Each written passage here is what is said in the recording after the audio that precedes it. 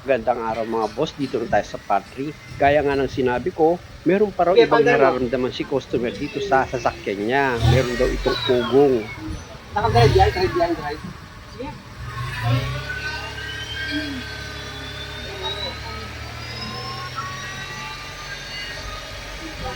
Ako lang eh. Dito talaga? Narinig niyo mga boss, ano? Meron siyang ugong. Tama nga naman si customer. Kapag nasa biyahe na siya, nakakarinig din daw siya na parang may nagka-grind. Kaya ang gagawin ko dyan, lagyan ko ulit ng tubo dito sa ilalim ng gulong, tapos iaangat-angat ko yan. Total, itong shock absorber, matigas naman na yan. At ito nga mga boss, nakaramdam ako na parang may kaunting uga dito sa wheel hub bearing niya. Kaya ang pinaka-the best dyan, tanggalin ko itong gulong para matanggal ko itong spindle knuckle niya. Nang sa ganun, ma-check ko yung wheel hub bearing. Ayan, natanggal na yung gulong, tapos ipapihit ko itong manibela niya pakaliwa. Tapos gagamit ako dyan ng socket wrench sa number 14 para maluwagan ko yung dalawang sliding pin bolt dito sa brake caliper. Kita mo, dali tanggalin, di ba? Tsaka luwag. Di ba? At after ko nga matanggal yung dalawang sliding pin bolt, iangat ko na itong brake caliper. Eh mga boss, iangat ko na. Tapos yung brake pad nito, tatanggalin ko rin. Itong rotor disc niya, tatanggalin ko rin yan dito sa wheel hub. Tapos yung dalawang dirt boot dito sa brake caliper holder, tinanggal ko rin yan mga bossing. Tsaka ako ngayon gagamit ng socket wrench sa number 17 para matanggal ko naman or maluwagan ko yung dalawang bolt na nakalagay dito sa brake caliper holder. Nakita nyo, natanggal ko na yung isang bolt na number 17. At dito naman sa baba mga boss, makikita nyo, natanggal ko na rin yung bolt. Medyo nagmamadali na ako dito mga bossing dahil nga sa baka abutan ako ng pagsara ng machine shop kung sakaling may problema ito sa wheel bearing. Siyempre kasama na rin din yung pagbibilihan ko na auto supply. Kaya importante na medyo bilisan ko ng kaunti.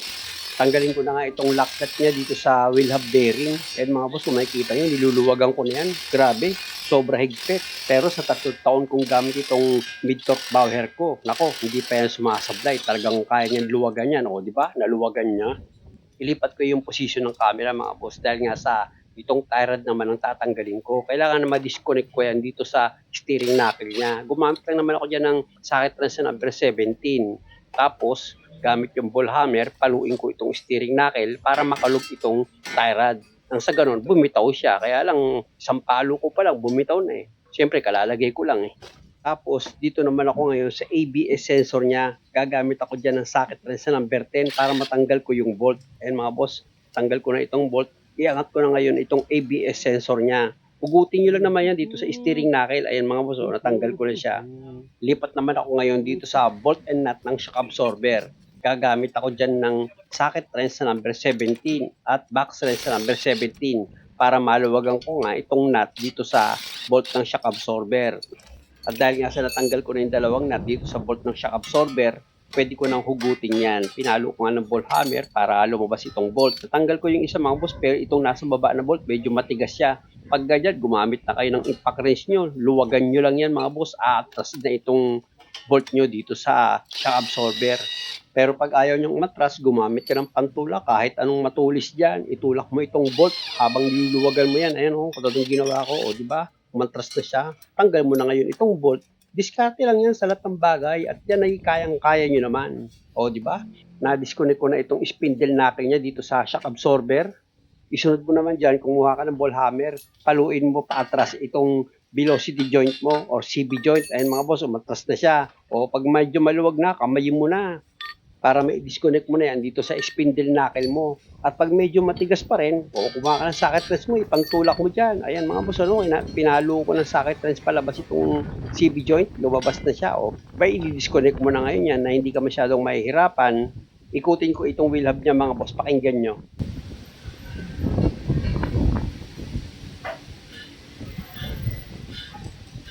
Ilang ingay niya, oh.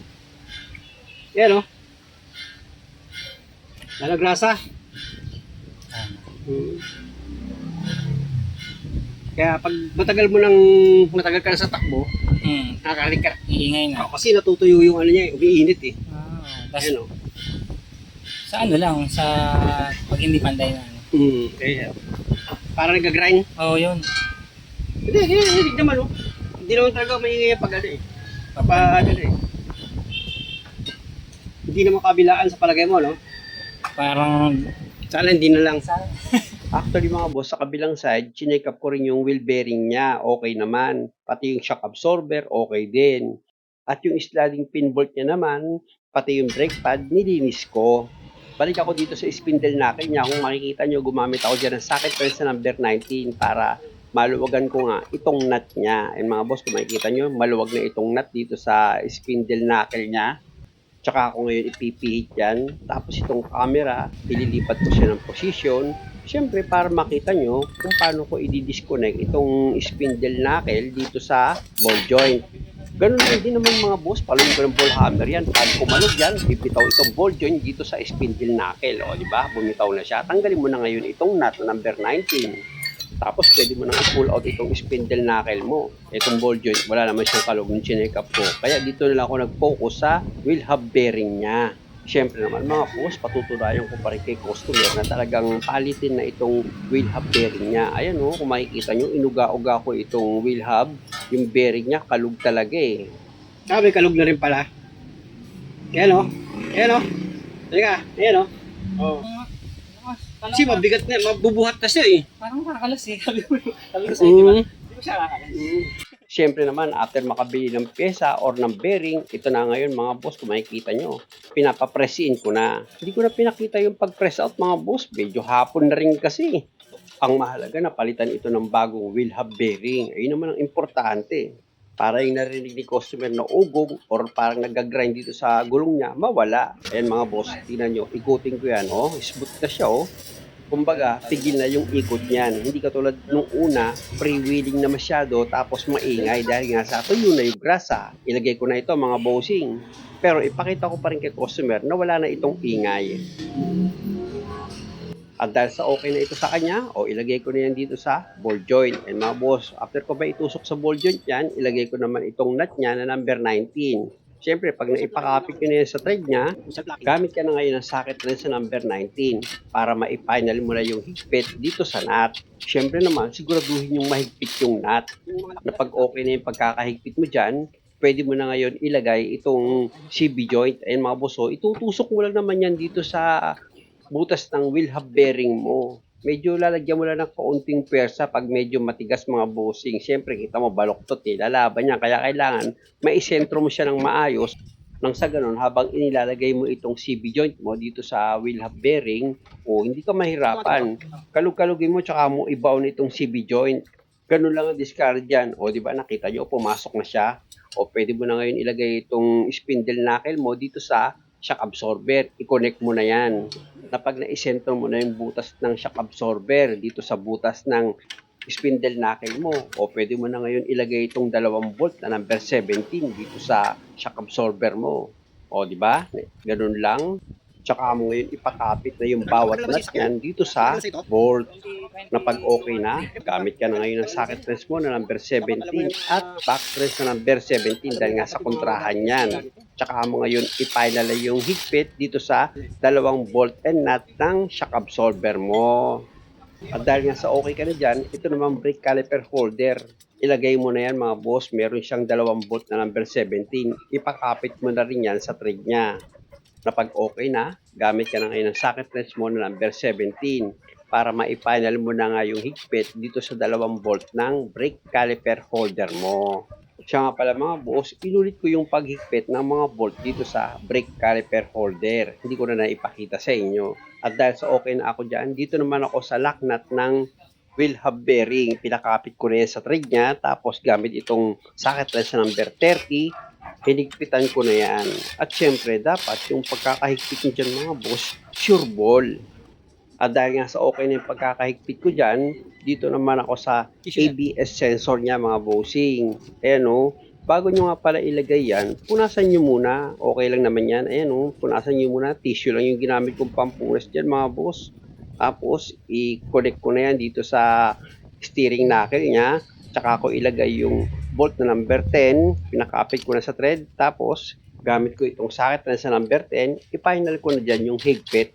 Tapos, i-position ko muna itong brake caliper para itong brake hose niya, mai-connect ko na yan dito sa steering knuckle. Ayan mga boss, oh, pinakapitan ko na rin yan ng bolt na number 12. Tsaka ako ngayon higpitan yan gamit itong socket wrench na number 12. Pag okay na, pwede ko na ngayon ilagay itong rotor disc. Tsaka ako ngayon i-position na ulit itong camera ko.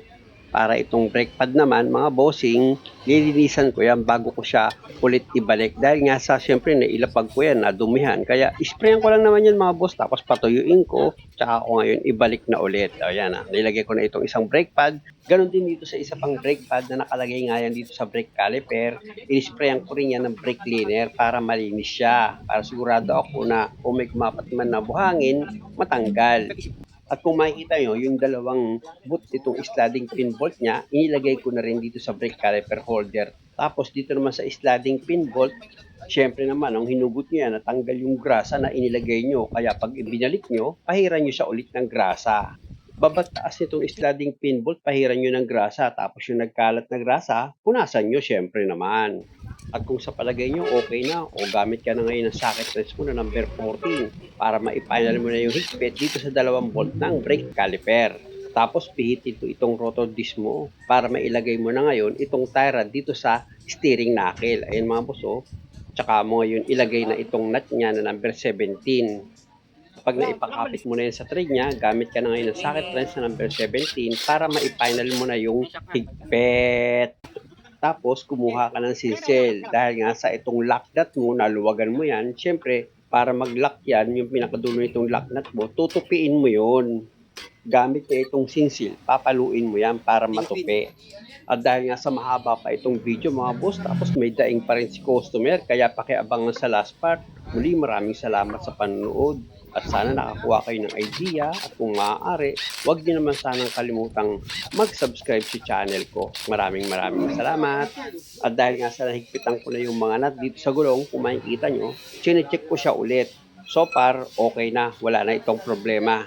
Kaya lang, gaya ng sinabi ko, may another problem pa akong gagawin dito. Kaya pakiabangan na lang ulit sa last part.